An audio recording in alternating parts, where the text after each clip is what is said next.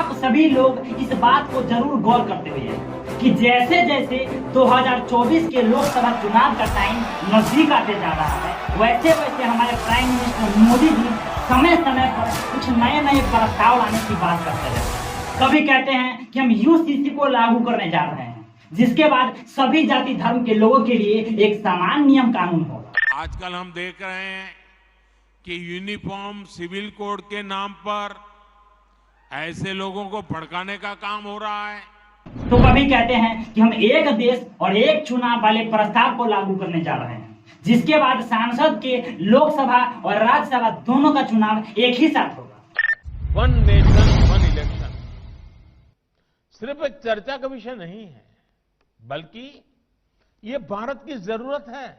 लेकिन इस बार हमारे देश के प्राइम मिनिस्टर मोदी जी कुछ अलग ही तरीके का खेल करने जा रहे हैं। नमस्कार साथियों, मैं हूं कृष्णनंदन चर्चिल और आज बात प्रधानमंत्री मोदी द्वारा देश के नाम बदलने जा रहे प्रस्ताव की सच्चाई पर। हमारी योजना ऐसी नहीं होती। आपको लगता होगा कि लास्ट मोमेंट ऐसा कर दिया, लास्ट मोमेंट ऐसा कर दिया, ऐसा नहीं होता है जी।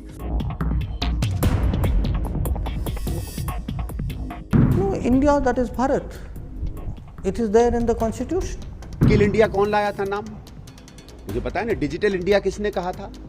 ये तो प्रधानमंत्री ने कहा था। तो पहले अपने प्रधानमंत्री को ज्ञान दे दें। 75 साल तक अगर प्रेसिडेंट ऑफ इंडिया लिखा जाता रहा और अब प्रेसिडेंट ऑफ भारत लिखा जा रहा है, तो इसमें क्या आपत्ति है? साथियों, आज से कुछ ही दिन पहले 9 सितंबर को नई दिल्ली के प्रगति मैदान में G20 संगठन का बैठक किया गया था, जिसमें 20 बड़े बड़े देशों के राष्ट्राध्यक्ष लोगों ने हिस्सा लिए थे। इन सभी 20 देशों के सदस्य को भारत आने के लिए एक निमंत्रण पत्र भेजा गया था, जिसमें द प्रेसिडेंट ऑफ इंडिया के जगह पर द प्रेसिडेंट ऑफ भारत शब्द का इस्तेमाल किया गया था। इतना ही नहीं, इसी 7 सितंबर को आसियान भारत शिखर सम्मेलन में हिस्सा लेने के लिए मोदी जी इंडोनेशिया गए थे। इस सम्मेलन में हिस्सा लेने के लिए मोदी जी के लिए एक विजिट कार्ड बनाया गया था। इस कार्ड में the prime minister of India के जगह पर the prime minister of Bharat लिखा गया था।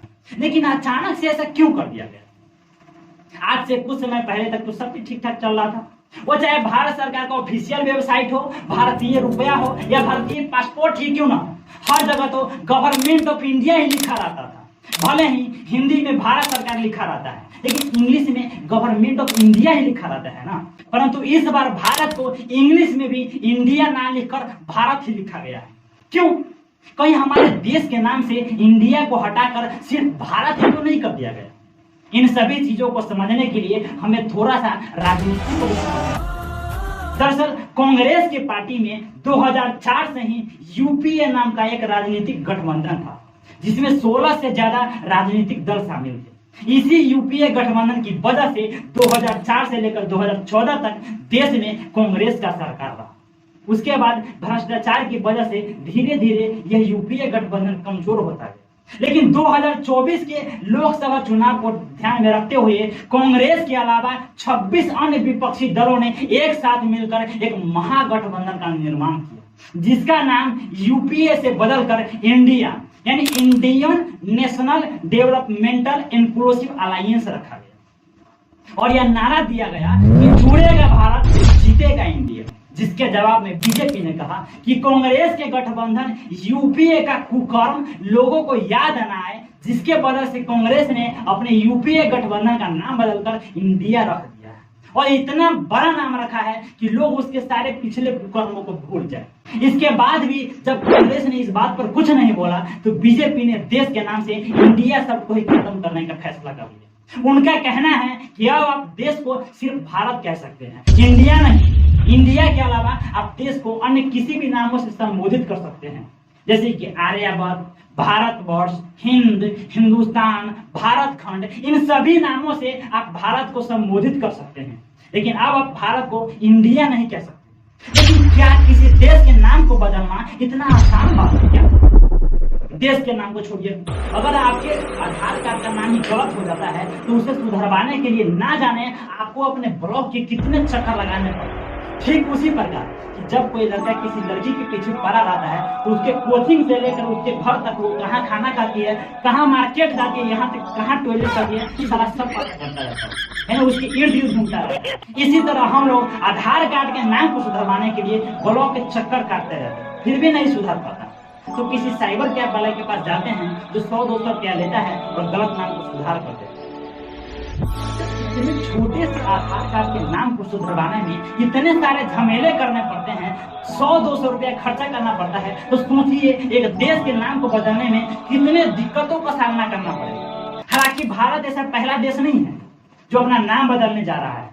भारत से पहले बहुत सारे देशों ने अपना नाम बदले, जैसे कि हॉलैंड ने अपना नाम बदलकर नीदरलैंड कर लिया, बर्मा ने म्यांमार कर लिया, तो वहीं सिलोन ने अपना नाम बदलकर श्रीलंका कर लिया। दी इंडियन एक्सप्रेस न्यूज के मुताबिक जब साउथ अफ्रीकी देश स्वाजीलैंड ने अपना नाम बदलकर एस्वाटिनी कर लिया था, तो उन्हें ऐसा करने में करीब 500 करोड़ रुपया खर्च करना पड़ा।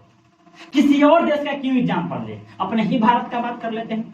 साल 2018 में जब यूपी सरकार ने इलाहाबाद का नाम बदलकर प्रयागराज कर दिया था, तो उन्हें ऐसा करने में करीब 300 करोड़ रुपया खर्च करना पड़ा।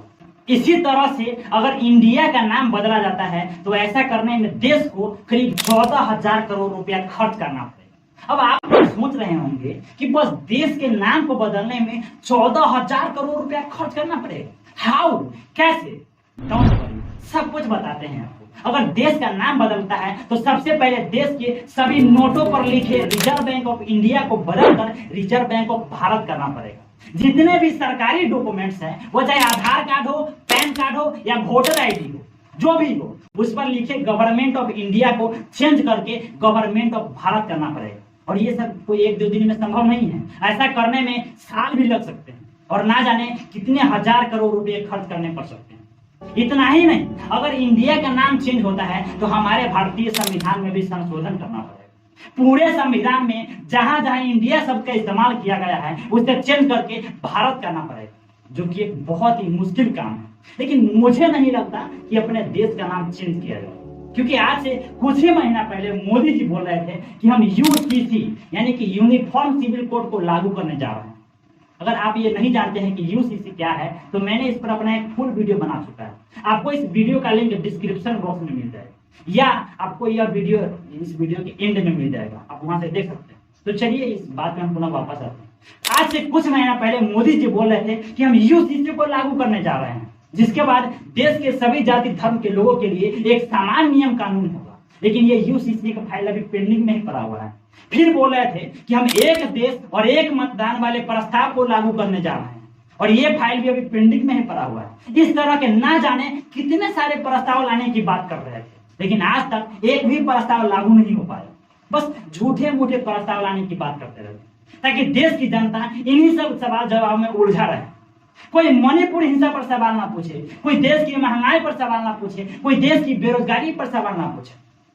आज अगर भारत में युवा बेरोजगारों का लिस्ट देखें तो जब से हमारे मोदी जी देश का प्राइम मिनिस्टर बने हैं तब से लेकर आज तक भारत में बेरोजगारी बढ़ता ही जा रहा है। जब भारत में बीजेपी का सरकार नहीं था तो भारत में सिर्फ 6% ही बेरोजगारी था, लेकिन 2023 में जब बीजेपी का सरकार है तो भारत में युवा बेरोजगारों की संख्या करीब 8.5% है।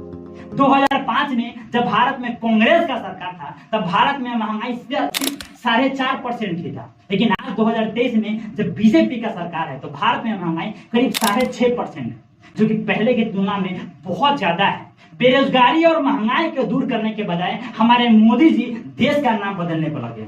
उनका कहना है कि देश का नाम इंडिया अंग्रेजों ने रखा, इसीलिए हम इंडिया को खत्म करना चाहते हैं। लेकिन मैं पूछना चाहता हूं कि अब अंग्रेज को द्वारा बनाए गए कितने सारे सामानों को खत्म करेंगे?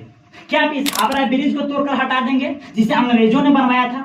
क्या उन 63,000 रेलवे लाइनों को हटा देंगे जिसे अंग्रेजों ने बिछवाया था? या फिर आप उन धर्मों को बंद करवा देंगे जिसे अंग्रेजों ने शुरू करवाया था? मोदी जी देश का नाम तो बदल सकते हैं, लेकिन उस क्रिकेट खेल को बंद नहीं कर सकते जिसे अंग्रेजों ने शुरू किया था, क्योंकि उनसे इनकी मोटी रकम की कमाई जो होता है। बस आप सियासी खेल खेलना बंद कीजिए। अरे आप डायरेक्ट क्यों नहीं कर देते कि कांग्रेस वाले ने अपने यूपीए गठबंधन का नाम बदलकर इंडिया रख लिया है, इसीलिए हम देश के नाम से इंडिया शब्द को खत्म करना चाहते हैं। एक बात बताइए मोदी जी, आज अगर कांग्रेस वाले अपने गठबंधन का नाम बदलकर इंडिया रख लिए हैं तो आप इंडिया को खत्म करना चाहते हैं। अगर कल होकर के कांग्रेस वाले अपने गठबंधन का नाम मोदी रख लेंगे तो क्या आप अपना नाम चेंज करके छेदी कर देंगे? और इन बॉलीवुड रोको तो देखिए, जो मणिपुर हिंसा पर चुप्पी साधे हुए थे, मणिपुर में 2 लड़कियों का सरेआम बलात्कार किया। अगर आप ये नहीं जानते हैं कि मणिपुर में हिंसा कैसे चल रहा है तो इस पर भी मैंने अपना एक वीडियो बनाया है। यह वीडियो आपको डिस्क्रिप्शन बॉक्स में इसका लिंक मिल जाएगा, या तो यह वीडियो खत्म होगा उसके बाद यह वीडियो आपको देखने को मिल जाएगा, आप देख सकते हैं। मणिपुर में हिंसा में 2 लड़कियों को नंगा करके सड़कों पर परेड कराया गया था, उनके साथ बलात्कार किया गया था। लेकिन ये बॉलीवुड वाले तब चुपचाप थे, कुछ नहीं बोल रहे थे। लेकिन जब आज देश का नाम चेंज हो रहा है तो ये लोग भर भर के ट्वीट कर रहे हैं कि देश का नाम चेंज होना चाहिए। और ये अक्षय कुमार तो देखिए, इनका एक फिल्म रिलीज होने वाला था, the great Indian rescue two mission Raniganj. लेकिन जब मोदी जी बोले कि हम देश का नाम चेंज करने जा रहे हैं, उसके पहले ही अक्षय कुमार ने अपने फिल्म का नाम चेंज कर दिया, द ग्रेट इंडियन रेस्क्यू से द ग्रेट भारत रेस्क्यू कर दिया। वाह रे वाह, मतलब कि भैया तू भी इस बहती दुनिया में अपना हाथ धो ही ले। अगर आज देश का नाम चेंज होता है तो देश के जनता को बहुत ही दिक्कतों का सामना करना है। जिस प्रकार से 2016 में नोटबंदी होने के कारण लोगों को आर्थिक समस्याओं का सामना करना पड़ा था, ठीक उसी प्रकार अगर देश का नाम चेंज होगा तो लोगों को आर्थिक समस्याओं का सामना करना पड़ेगा। क्योंकि देश के सभी नोटों को चेंज करके फिर नया बनाया जाएगा। क्योंकि देश का नाम चेंज होगा तो जितने भी government reserve bank of India लिखा है उसे हटाकर रिजर्व बैंक ऑफ भारत करना पड़ेगा, और ऐसा करने के लिए सभी नोटों को बंद करना पड़ेगा। सो लोगों को बहुत ही आर्थिक समस्याओं का सामना करना पड़ेगा। लेकिन ये सब 18 सितंबर के बाद ही होगा, क्योंकि 18 सितंबर से संसद का विशेष सत्र शुरू होने जा रहा है, जिसमें इन सभी मुद्दों पर विचार किया जाएगा। आप लोग क्या चाहते हैं कि हमारे इंडिया का नाम चेंज होना चाहिए या नहीं? अपनी विचार हमें कमेंट सेक्शन में कमेंट करके बता सकते हैं। अगर आप मेरे इस चैनल पे नए हैं तो इसे प्लीज सब्सक्राइब जरूर कर लीजिएगा, ताकि इसी तरह का वीडियो आपको आगे भी रेगुलर मिलता रहेगा। और अगर आज का यह वीडियो आपको अच्छा लगा हो तो इस वीडियो को अपने दोस्तों के साथ भी शेयर कीजिएगा, ताकि वो लोग भी भारत सरकार की भ्रष्टाचार के बारे में समझ सकें। मिलते हैं इसी तरह से मिशन सन वाले वीडियो के साथ, तब तक के लिए बाय, जय हिंद।